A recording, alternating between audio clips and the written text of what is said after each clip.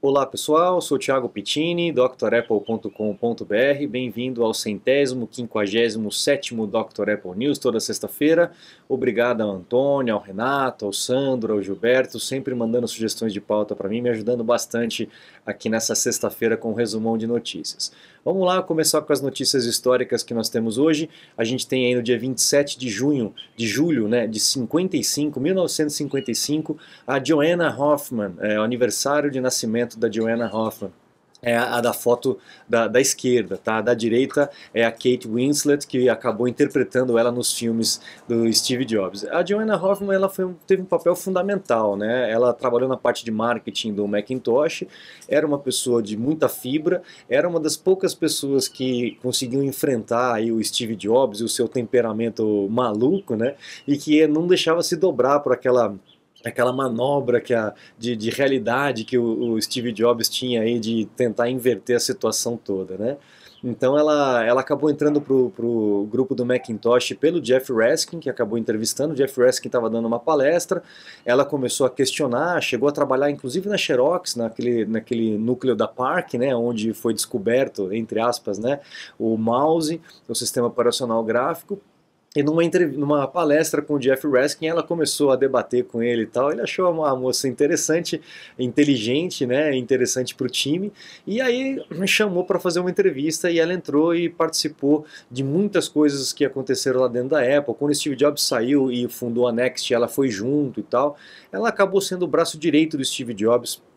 Até por conta dessa fibra dela, de ela não se dobrar por essas maluquices que o Steve Jobs tinha aí, principalmente na parte comportamental, né? Então, parabéns a Joanna Hoffman, que teve um papel fundamental aí, principalmente no Macintosh, no lançamento desse equipamento fantástico. Bom, nós temos também aí no dia 26 de julho de 2005 a última máquina sendo posta à venda pela Apple desse iBook, esse computadorzinho espetacular que a Apple lançou. Eu tive um desse também, trabalhei com, nossa, muita coisa eu fiz nessa máquina, inclusive gravei música nela, né? O microfone do próprio computador já era muito bom. Era uma máquina espetacular, muito boa, compacta para a época, né? Toda bonitinha, branquinha. Eu lembro que chamava muito a atenção. Eu até não queria, que eu trabalhava com publicidade na época, né? E na hora que eu ia mostrar os trabalhos e tal, a pessoa falava: Nossa, mas que máquina bonita. Eu falei: Não, não olha a máquina, olha o trabalho, que depois eu falo da máquina para você. Então, uma máquina muito boa, realmente me ajudou muito. Ela só tinha um detalhe, né? Para desmontar essa máquina era um caos. Eu nunca vi tanto parafuso numa máquina só. Ela era toda envolta numa película, acho que é de alumínio, né, para arrefecer a máquina. Então ela toda embalada na parte de dentro, deve ter, sei lá, uns 300 parafusos ali para você poder desmontar essa máquina. Eu lembro que, né, depois, quando eu trabalhei na assistência, a gente pegava essas máquinas para trabalhar e o pessoal da parte técnica ali, de hardware, tinha muita dificuldade, porque era uma máquina complicada. E uma outra coisa que essa máquina trouxe de novidade foi o trackpad com possibilidade de gestos, né, com 2 dedos. Essa história da gente empurrar a barra de rolagem com 2 dedos começou nessa máquina. Antigamente não tinha isso, o trackpad reconhecia apenas um dedo só. Para você rodar a barra de rolagem, você tinha que clicar na setinha da barra de rolagem ou então pegar aquele bloquinho e arrastar para cima e para baixo, como foi com o Windows durante muitos anos, né? E a Apple introduziu esse gestinho de 2 dedos para poder empurrar para cima. Então é uma máquina que me traz muitas lembranças aqui, eu gostei muito dela. Ah, tinha um detalhe também, um lote tinha, não sei se é um ou vários lotes, mas tinha muita gente que tinha um problema com a placa mãe, que algum componente, eu não me lembro exatamente se era o de vídeo, não me lembro exatamente, mas ele começava a descolar da placa, a solda não estava bem feita. E a solução que a turma disponibilizava na internet aí, naquela época era tudo muito precário, né? Essa parte de comunicação não tinha o Dr. Apple dando dicas, nada disso, né? O pessoal falava para pegar a placa-mãe e colocar no forno, né? Era para você cozinhar a placa numa determinada temperatura que a solda ela voltava a derreter, voltava a dar contato e a máquina voltava a funcionar. Uma maluquice, né? Primeiro desmontar uma máquina dessa, depois colocar um Mac no forno, né? Mas muita gente fez e muita gente conseguiu, né? Bom, temos também aí no dia 24 de julho de 2006 a Apple lançando o Mighty Mouse sem fio. Já existia o Mighty Mouse com fio USB normal, né? E a Apple acabou lançando esse aí. Essa foto é um protótipo, né? Aí a bateria. Então eu colocava pilha, na verdade, nele, né? E ele funcionava. Gastava uma pilha que era uma coisa de louco, né? Hoje em dia os equipamentos ainda gastam, os que são de pilha, né? Mas esse aí realmente gastava muito. E tinha um problema grave aí no Mighty Mouse, que era um acúmulo de sujeira nessa bolinha aqui. A gente usava essa bolinha para poder rodar as coisas, né? Para movimentar as coisas na tela. E tinha muito problema, nessa época da assistência também, muita gente vinha trazer o mouse por problema que a bolinha parava de funcionar. A gente tinha que fazer uma limpeza especial nele aí para ele voltar a funcionar. Mas aqui marca a tentativa, o início da tentativa da Apple de eliminar os cabos dos computadores, né? Eu vejo muita gente falando do iMac, né? Ah, poxa, a máquina, o mais legal que eu acho é que é um cabinho só que vai para a tomada, não tem aquela fiozarada atrás e tal. E esse é o caminho mesmo, né? A gente já tem carregamento por indução, a gente já tem transferência de dados em altíssima velocidade sem precisar do cabo, então vai chegar um momento que não vai ter mais cabo mesmo, a gente só precisa melhorar a questão de eficiência de bateria para que a gente fique mais livre ainda dos fios, né? Bom, também aí no dia 28 de julho de 2012, a Apple adquiriu uma empresa chamada Authentech, que detinha aí as patentes para o reconhecimento de digital. E foi também um caminho muito legal para a gente facilitar o uso do iPhone por conta do desbloqueio, bloqueio, desbloqueio, ficar digitando senha é um caos, né? Então o Touch ID fez um enorme sucesso, apesar de muita gente ficar com o pé atrás, né? Sempre tem a turma do não vai dar certo, né? Digital vai diminuir a segurança pra caramba, porque você pode fazer um dedo de borracha e tal. E a Apple demorou bastante para poder lançar. Quando isso foi comprado, essa empresa foi comprada, a concorrência saiu correndo, no mesmo ano lançou o seu modelo com a digital, né, o reconhecimento digital. E se provou que não adianta correr, o apressado come cru. Foi provado que esses equipamentos, esses primeiros equipamentos, tinham falhas gravíssimas de segurança, que você realmente conseguia com outro dedo ou com uma réplica, um dedo de borracha, você conseguiria desbloquear. A Apple demorou um tempo certo para poder lançar isso, muita gente até questionou se ia lançar ou se não ia lançar, porque ela queria ter certeza que ia ser bem feito, né? E realmente foi. O Touch ID premiado, inclusive por questão de segurança, pela acuracidade aí de reconhecimento da digital e segurança do aparelho. Hoje a gente tem o Face ID, que é melhor ainda, mais prático ainda com relação a isso. Recomendo a todo mundo utilizar, porque vale a pena ter esse tipo de segurança nos equipamentos. E em breve teremos nos computadores também, com certeza, o Face ID. Bom, essa semana tivemos aí o report de revenda, né, de receita, na verdade, da Apple desse quarto e mais um recorde, né? O pessoal estava falando aqui, não, agora vai cair, agora vai, não, agora não tem jeito, agora a Apple vai cair. E teve mais um recorde aí de receita. Os números têm que ser analisados com cuidado, porque apesar de todo esse apocalipse que nós vivemos aí nos últimos anos, a Apple teve uma receita maior, mas a gente tem alguns detalhes para poder analisar. Vamos lá, ó, 83 bilhões de receita nesse quarto, comparado com 81,4 bilhões no ano passado. Então a receita foi maior, só que a Apple teve mais despesas, né? Então a Apple teve aí esse ano 19,4 bilhões de lucro, então esse é o resultado final, e no ano passado, no quarto do ano passado, 21,7 bilhões. Então um pouco menor aí a lucratividade da Apple, ou seja, a Apple assumindo aí os custos que aumentaram pra caramba de frete, de cadeia de suprimentos e tudo mais, diminuindo o seu lucro, mas a receita aumentou. Vamos separar por cadeias ali, né? Então, iPhone foi 40,6 bilhões comparado a 39,5, então vendeu mais iPhone. O iPad já teve uma retração de 7,2 de 7,3 do ano anterior. O Mac também, apesar no conceito geral, no contexto geral, todas as outras empresas estão vendendo bem menos, computadores, e a Apple tem aumentado, né, comparativamente com relação ao share, né, houve uma retração com relação ao ano passado, 7,3 bilhões de 8,2 bilhões do ano passado. Os usáveis, né, ou vestíveis, wearables, né, home, acessórios, etc., também um pouco, 8,0 de 8,7 do ano anterior, e os serviços aumentaram para 19,6 bilhões, comparados com 17,4 do quarto anterior. Então a gente teve um aumento de iPhone de serviços e o restante uma pequena retração. É pouca coisa se você for comparar, e no caso do Mac, o que achei interessante, né, é que apesar dele ter tido uma retração aí de receita, de revenda, né, de receita, na verdade, no geral, no espectro geral, comparado com outras empresas, a Apple tem vendido mais equipamentos, mais computadores nesse período maluco que nós estamos vivendo aí, que graças a Deus já está voltando ao normal, né? Bom, agora vamos para as... Bom, já estávamos nas notícias seculares, né? Vamos continuar. A gente tem aí uma notícia interessante da Apple expandindo a sua cadeia de pesquisa agora em Israel.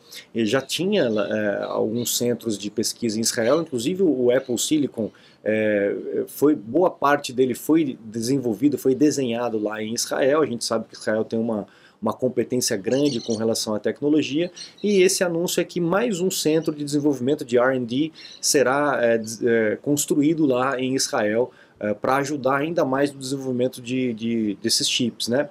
O John Suruji, eu acho que é assim que fala o sobrenome dele, né? Aquele camarada que sempre explica o processador da Apple nos eventos da Apple, né? Na hora que a câmera desce, vai para aquele porão, né? Cheio de Mac Pro e tal, e ele tem aquele sotaque meio esquisito de estrangeiro. Esse cara, ele é israelense, né? O Johnny Suruji. Então não é à toa que mais um centro de desenvolvimento vai ser feito lá em Israel.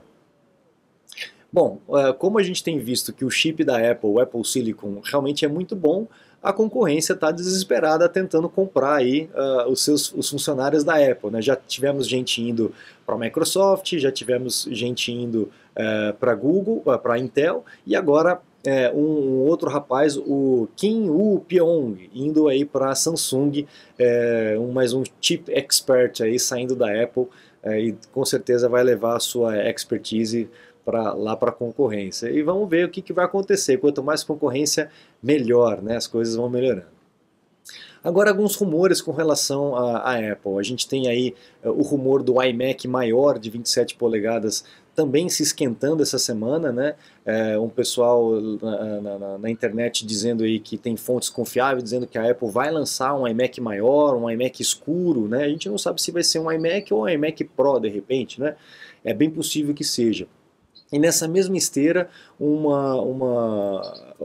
rumor aí de que a Apple já tem o Mac Pro pronto, o Mac Pro, né, com a Apple Silicon, já tinha inclusive com o M1, mas resolveu segurar a onda porque a gente já está no M2, obviamente, né, vai esperar o M2 Extreme aí. Não faz sentido a gente ter um MacBook Pro de 13 polegadas com o M2 e a Apple lançar um Mac Pro, que seria a máquina mais porreta que tem, né, com o M1. Realmente, inclusive depois que houver toda essa migração da lineup inteiro da Apple, de todas as máquinas agora com a Apple Silicon, a Apple vai precisar acertar o passo com relação à evolução dos processadores, senão vai ficar meio esquisito. Você compra um Mac Pro com M1 e também um Mac Pro de 13 polegadas com M2, então tá meio confuso ainda, né? A Apple precisa acertar aí o timing desses lançamentos. O Ming Chi Kuo, que é o nosso oráculo mais certeiro que nós temos aí, dizendo que a Apple está enfrentando dificuldades com a última parte aí da preparação do iPhone, que seria tipo uma laminação, né, das lentes. E no momento em que é feita essa laminação, a lente tem quebrado. Então uma falha aí da cadeia de suprimento, né, do fornecedor dessas lentes, e que isso talvez cause algum transtorno para a Apple aí com relação aos equipamentos. Pode ser que tenha algum tipo de atraso, ou pode ser que o iPhone, depois que esteja com os usuários, possa dar algum problema na lente, o que daria uma dor de cabeça grande para a Apple, ter que trocar, etc., mais problemas judiciais, etc. Então espero que a Apple se isso realmente for verdade, que a Apple resolva essas questões antes de lançar o produto e que não haja atrasos, né, como tivemos aí nos últimos anos. Bom, falando do mesmo iPhone 14, existe um rumor de que vai aumentar aí de 4 GB para 6 GB. O iPhone 13, a entrada de linha tem 4 GB e o 14 teria 6 GB. Aí o pessoal fala, a concorrência tem 32, a concorrência tem 64, mas o iPhone precisa ter tudo isso? Ele não funciona bem, não funciona liso, não funciona suave, não roda um monte de coisa pesada? Então é essa que é a grande diferença, né? O sistema operacional e a arquitetura do equipamento, tanto dos computadores quanto dos iPhones, faz com que você economize com relação a esses memória, processador, etc. Ele tem uma eficiência muito maior. Então você nunca deve ter sentido necessidade de ter mais memória no seu iPhone, enquanto a concorrência tem que entochar a memória porque o sistema não é eficiente, simples assim. Eu costumo falar com relação a Mac e Windows, é que o Windows ele é pouco eficiente comparado com o sistema da Apple. Então você precisa ter uma máquina muito mais parruda, muito mais potente para ter uma equivalência aí com relação à performance do Mac, sobretudo agora com o Apple Silicon, né? Então bem diferente. Bom, temos aí produtos, devagarinho a Apple está tirando a entrada Lightning, né, que é aquela entradinha que nós temos no iPhone, e está substituindo, porque agora a linha toda da Apple dos computadores já tem entrada USB tipo C, que é o padrão, não adianta chorar, não tem como, né? Os equipamentos agora já estão vindo com USB tipo C, impressoras, mouses, HDs externos, né? Então não tem jeito, vai mudar até mudar de novo, né? Depois que tiver tudo mudado para USB tipo C, a Apple ou outra empresa vai inventar uma nova porta e a gente vai ter que trocar tudo novamente, ou então ficar lidando com dongles, né, com adaptadores. Ou quem sabe até elimina toda essa questão de cabo e a gente tem tudo over the air, né, tudo Wi-Fi aí, para facilitar a nossa vida. Mas a gente tem aí rumores de que os próximos equipamentos virão aí com USB tipo C. O iPhone 14 parece que está fora dessa linha, talvez o iPhone 15 tenha aí USB tipo C. Tem gente que fala que o iPhone 14 na linha Pro vai ter USB tipo C, mas a linha normal vai continuar o Lightning, ainda não sei. Os iPads também teriam a entrada USB tipo C. E as caixinhas do AirPods também cairiam Lightning e entraria agora o USB tipo C. O Battery Pack, né, aquele Power Bank da Apple, também entraria com o carregamento USB tipo C. E mouse e teclado. Aliás, isso aqui dá até vergonha de mostrar essa foto aqui, porque esse umbigo aí do Magic Mouse acho que é a coisa mais bizarra que eu já vi em termos de design da Apple. Eu não sei até porque a Apple não resolveu isso ainda hoje, né? Ainda é vendido o Magic Mouse com essa falha de design terrível, onde você tem que virar o mouse de ponta cabeça para carregar, não pode utilizar enquanto está carregando. Realmente é tenebroso isso aqui, né? A Apple devia ter vergonha disso aí, e tirar do ar logo, parar de vender esse negócio e arrumar, bota na lateral, ou então carregamento por indução, né? Enfim, vamos ver se a Apple resolve isso aí, porque esse umbigo aí não tá com nada. Bom, a Apple conseguiu se livrar do último componente da Intel, então a Apple não tem mais a Intel agora no seu hall de supply chain. A Apple ainda usava um chipzinho da Intel para controle da USB tipo C, ou Thunderbolt, né? Porque a USB é um desenvolvimento da Intel, né? A porta USB é um desenvolvimento da Intel. Mas agora não há mais necessidade, porque a Apple conseguiu fazer esse controle in-house. Então a gente aí com certeza não vai mais depender da Intel para esse tipo de coisa, estamos livres aí dos chips da Intel. Bom, a gente falou lá nos resultados fiscais que a Apple teve um aumento de serviços, né? E a gente tem os números aí, mais de 860 milhões de assinantes da Apple, seja aí para o iCloud, para o Apple News, para o Apple TV Plus, Apple Music, etc. Né? Todos esses serviços unificados, a gente tem aí mais de 860 milhões de assinantes. Então é gente injetando dinheiro na Apple todo mês, né? Realmente uma base muito grande, muito sólida. Você está desperdiçando seu iPhone, iPad, Mac? Ganhe tempo e produtividade com nossos cursos. Você vai aproveitar melhor seu Apple. Matricule-se em drapple.com.br. Notícias do velho mundo, lá na Alemanha, com as versões beta, né, do iOS 16, iPadOS 16 e macOS Ventura, aquele escaneamento de mensagens, de fotos de mensagens para crianças que participam do compartilhamento familiar, né, com o iCloud infantil, pode ser ativado.